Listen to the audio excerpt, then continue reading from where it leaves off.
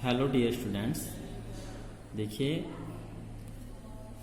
7.1 exercise complete हो चुकी है और आज हम 7.2 एक्सरसाइज करने से पहले त्रिभुज के कुछ गुण हैं समद्विबाहु त्रिभुज के, उनको समझेंगे। तो एक त्रिभुज के कुछ गुण नोट लिख किया हुआ यहाँ पे। समद्विबाहु त्रिभुज की बराबर भुजाओं के सम्मुख कोण बराबर होते हैं। और दूसरा बात, किसी त्रिभुज के बराबर कोणों की सम्मुख भुजाएं भी बराबर होती है। यहां समझिए, मान लीजिए ये कोई त्रिभुज है ए, बी और सी। यदि हम कहें कि ये समद्विबाहु त्रिभुज है जिसमें ए बी जो भुजा है वो ए सी भुजा के बराबर है, तो तब ए बी भुजा के सामने का कोण है सी और ए सी भुजा के सामने का कोण है बी। ये कोण भी आपस में बराबर होंगे। अर्थात यदि समद्विबाहु त्रिभुज में ये जो सम्मुख भुजाएं हैं इनके सम्मुख कोण भी समान होते हैं, आधार कोण भी समान होते हैं। और यदि कोण समान है तो भुजाएं भी समान होगी। यानी समान कोणों के सम्मुख भुजाएं भी समान होती है। ठीक है। तीसरी कंडीशन, यदि किसी त्रिभुज के एक सिर से समूह भुजा पर डाला गया लंब उसे समद्विभाजित करता है तो त्रिभुज समद्विबाहु त्रिभुज होता है।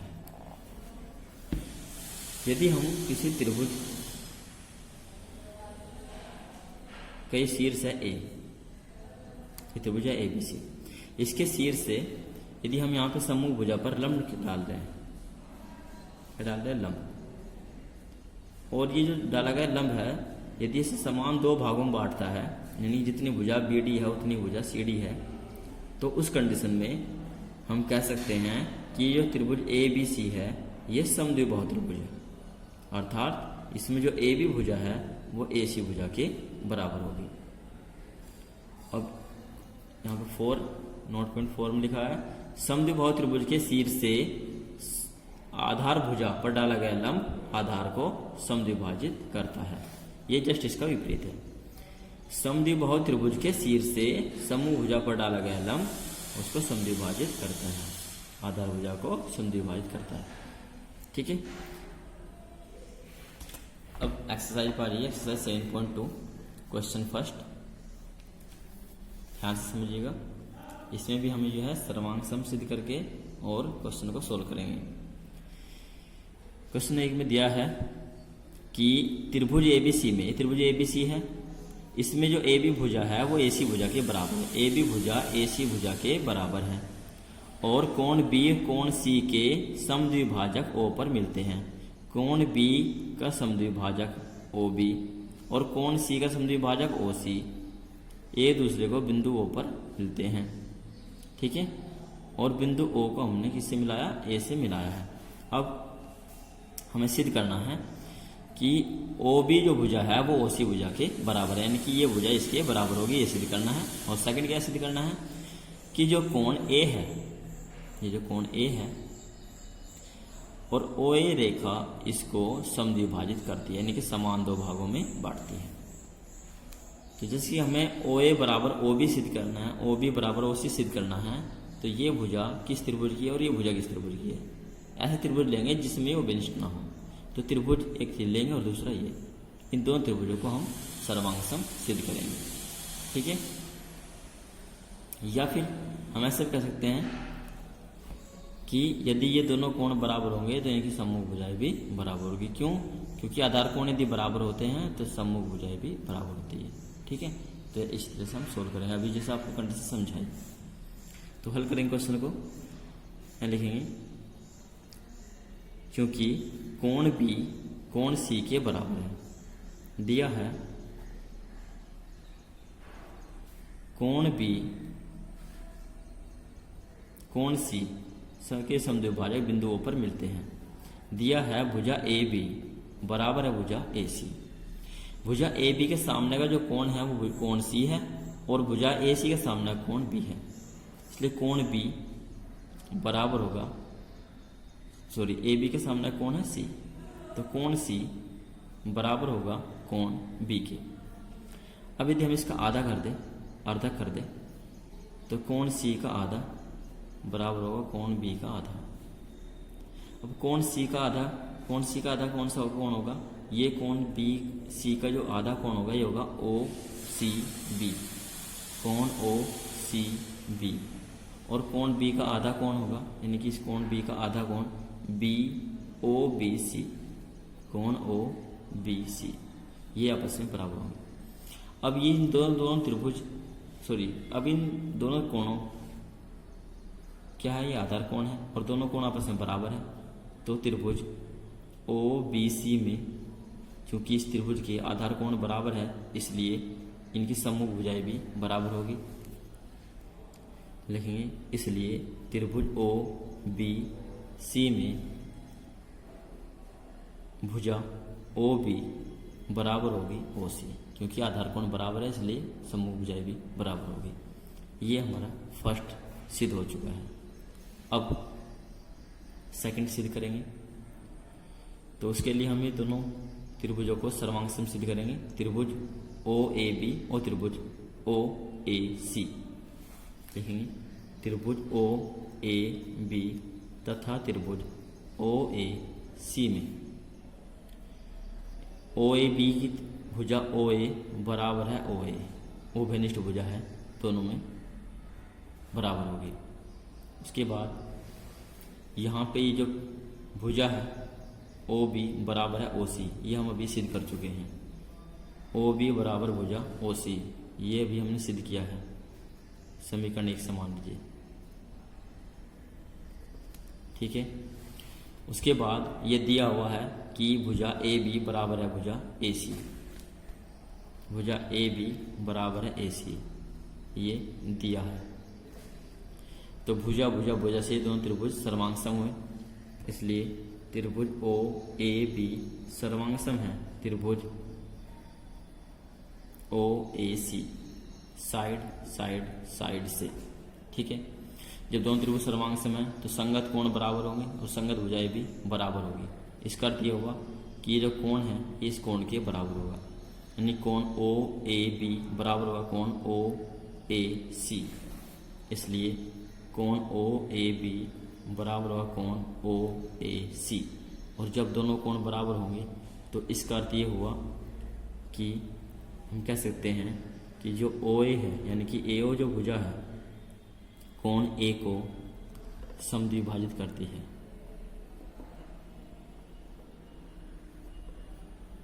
ये प्रूफ हो जाएगा, ठीक है। नेक्स्ट क्वेश्चन सेकंड दिया है त्रिभुज ए बी सी में, ये त्रिभुज ए बी सी है, इसमें जो ए डी है, यहाँ पे देखिए ए डी जो है वो बी सी पर लंब समद्विभाजक है। क्या है ये? बी सी पर लंब समद्विभाजक। बी सी पर लंब समद्विभाजक का मतलब हुआ कि ये यहाँ पे 90 अंश का कोण बनाएगा, ये 90 अंश का है तो इधर भी 90 अंश का होगा। और समद्विभाजक का मतलब हुआ कि इसमें जो बी डी भुजा है वो बी सी डी भुजा के बराबर होगी, ठीक है। अर्थात कहने का मतलब है कि कोण ए डी बी बराबर 90 अंश और कोण ए डी सी भी बराबर 90 अंश और बी डी बराबर सी डी। सिद्ध करना है कि त्रिभुज ए बी सी एक समद्विबाहु त्रिभुज है, यानी कि त्रिभुज ए बी सी एक समद्विबाहु त्रिभुज है जिसमें जो ए बी भुजा है वो ए सी भुजा के बराबर हमें सिद्ध करनी है, ठीक है। तो हम इन दोनों त्रिभुजों को पहले सर्वांग सम सिद्ध करेंगे। जब सर्वांग सम सिद्ध हो जाएंगे तो संगत भुजाएं समान होगी लेंगे, क्योंकि ये दिया है त्रिभुज ए बी सी में ए डी लंब है बी सी, तो इसलिए कोण ए डी बी बराबर होगा कोण ए डी सी, समीकरण 1। तथा समद्विभाजक भी है तथा बी डी बराबर होगा भुजा सी डी, समीकरण 2। अब हम दोनों त्रिभुजों को सर्वांग सम सिद्ध करेंगे, इसलिए त्रिभुज ए बी डी, त्रिभुज ए बी डी तथा त्रिभुज ए सी डी में त्रिभुज ए बी डी तथा त्रिभुज ए सी डी में देखिए जो ए बी डी त्रिभुज है और जो ए सी डी त्रिभुज है, इन दोनों त्रिभुजों में ये भुजा इसके बराबर है। ठीक है, ये अभी हमने जो है दिया हुआ है, बी डी बराबर सी डी, ये दिया है। अब देखिए यहाँ पर इस त्रिभुज में कोण ए डी बी और कोण ए डी सी, ये दोनों आपस में बराबर है। यहाँ देखिए समीकरण 1 से कोण ए डी बी बराबर है कोण ए डी सी, समीकरण 1 से हम यहाँ पे याद कर चुके हैं। और भुजा ए डी बराबर है भुजा ए डी, ये उभयनिष्ठ भुजा है। दोनों में क्या है, ये उभयनिष्ठ। इस त्रिभुज में और इस त्रिभुज की ए डी भुजा उभयनिष्ठ भुजा है, इसलिए दोनों में इक्वल होगी। तो भुजा कोण भुजा के आधार पर ये दोनों त्रिभुज सर्वांगसम होते हैं, सर्वांगसम, इसलिए त्रिभुज ए बी डी सर्वांगसम है त्रिभुज A C D, side angle side से, भुजा कोण भुजा से। ठीक है, जब दोनों त्रिभुज सर्वांगसम हैं तो इसलिए इस त्रिभुज में भुजा ए बी बराबर होगी इस त्रिभुज की भुजा ए सी, और जब दोनों भुजा बराबर होगी तो इसलिए हम कह सकते हैं अर्थात त्रिभुज ए बी सी एक समद्विबाहु त्रिभुज है। ठीक है, ये प्रूफ हो जाएगा। नेक्स्ट क्वेश्चन दिया है त्रिभुज ए बी सी एक समद्विबाहु त्रिभुज है जिसमें ए बी जो है भुजा ए सी के बराबर है, तथा देखिए यहाँ पे त्रिभुज ए बी सी एक समद्विबाहु त्रिभुज है जिसमें ए बी जो भुजा है वो ए सी भुजा के बराबर है, तथा बी ई ए सी पर लंब है और सी एफ ये ए बी पर लंब है। और हमें सिद्ध करना है कि जो शीर्ष लंब है बी ई बराबर होगा सी ई, ये जो भुजा बी ई है ये सी ई के इक्वल होगी, ये हमें सिद्ध करना है। तो ध्यान से देखिए त्रिभुज ए बी सी में चूंकि ये समद्विबाहु त्रिभुज है तो इस त्रिभुज में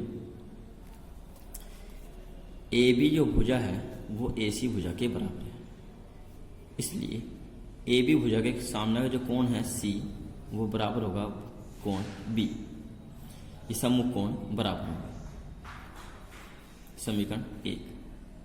तथा यहां देखिए अब यदि हम त्रिभुज सी एफ बी और त्रिभुज बी ई सी की बात करें तो ये देखो यहाँ पे समकोण त्रिभुज है दोनों ही, और हम सिद्ध कर चुके हैं कि ये कंप्लीट कोण इस कंप्लीट कोण के इक्वल है, यानी कि कोण बी जो है कोण सी के इक्वल है। ठीक है, और ये कोण नभ्यंश के है। तो यानी कि इस त्रिभुज में और इस त्रिभुज की बात करें तो ये कोण इस कोण के बराबर है, तो ये कोण भी इस कोण के बराबर होगा। क्यों बराबर होगा? क्योंकि ये कोण इस त्रिभुज का होगा और ये कोण इस त्रिभुज का होगा। ठीक है, तो अब हम दोनों त्रिभुजों को सर्वांग सिद्ध करें। किन किन त्रिभुजों को? त्रिभुज ए बी ई तथा त्रिभुज ए सी एफ में। अब त्रिभुज ए बी ई तथा त्रिभुज ए सी एफ में ए बी ई त्रिभुज में जो भुजा ए बी है वो त्रिभुज ए सी एफ की भुजा ए सी के बराबर होगी, ये दिया है। क्यों बराबर होगी? क्योंकि ये दिया होगा। ठीक है, और यहाँ पर जो कोण है 90 डिग्री का है ई, और यहाँ पे कोण एफ जो है वो 90 डिग्री का है। कोण ए ई बी बराबर होगा कोण ए एफ सी, दोनों क्या है? समकोण है। और इन दोनों त्रिभुजों में कोण ए जो है वो उभयनिष्ठ है। इसलिए ये दोनों त्रिभुज क्या होंगे, सर्वांग सम होंगे। ठीक है, अतः त्रिभुज ए बी ई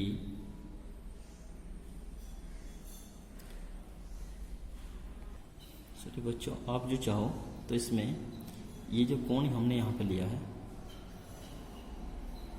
इसको ना लेकर के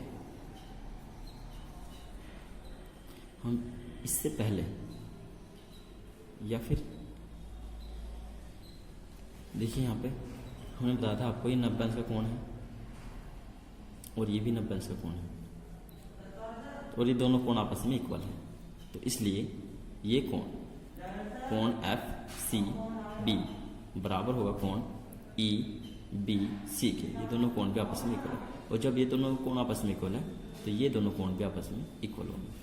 तो हम यहाँ पे लिख सकते हैं कि कोण ए बी ई बराबर है कोण ए सी एफ। ठीक है, क्यों बराबर है? क्योंकि ये दोनों क्या है, इन दोनों त्रिभुजों में इक्वल होंगे। इस कंडीशन में क्योंकि ये दोनों कोण पहले से इक्वल है, कोण बी कोण सी के, और ये 90 डिग्री के सामने कोण है 90 डिग्री, इस कोण का मान 90 डिग्री है और यहाँ पे ये कंप्लीट कोण, ये दोनों कोण तो इक्वल हो गए तो तीसरा कोण ऑलरेडी बराबर हो जाएंगे। यदि दो त्रिभुजों के दो कोण बराबर है, तीसरे कोण हमेशा बराबर होते हैं, तो उस कंडीशन से ये दोनों त्रिभुज क्या होंगे, बराबर होंगे। तो कोण भुजा कोण से भी सर्वांग सम सिद्ध हो जाएंगे। ठीक है, तो यहाँ लिखेंगे तो त्रिभुज ए बी ई सर्वांग सम होगा त्रिभुज ए सी एफ। लिखेंगे एंगल साइड एंगल से। ठीक है, अब जब दोनों त्रिभुज सर्वांग सम होंगे तो इसलिए इनकी संगत भुजा समान होगी, इसलिए भुजा बी ई बराबर होगी भुजा सी एफ। और ये भुजा क्या है, ये शीर्ष लंब है जो हमें सिद्ध करना था।